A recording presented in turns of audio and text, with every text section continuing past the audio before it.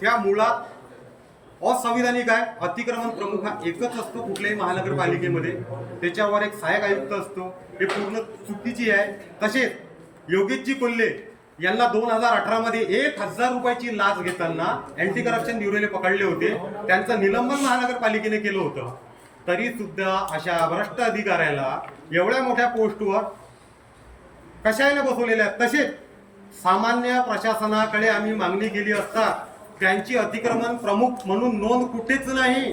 हा संशोधनाचा विषय आहे का हे अतिक्रमण प्रमुख बनलेच कसे।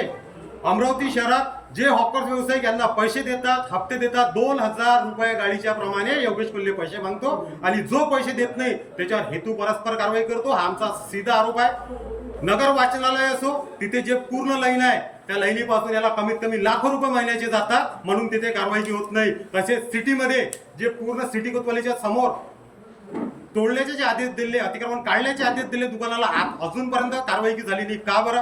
किती पैसे गेले योगेशजी कोल्हे यांना?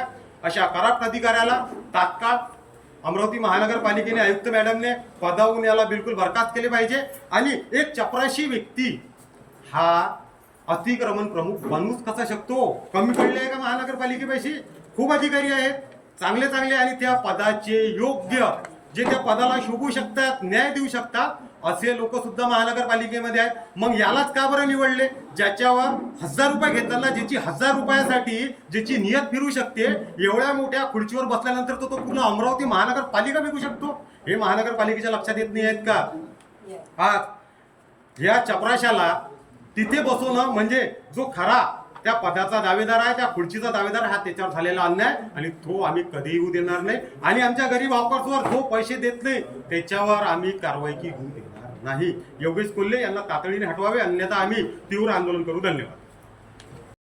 2 पद प्रमुख, हे पद कसं काय आहे? कोणाच्या आदेशाने आहे, कोणाच्या आशीर्वादाने?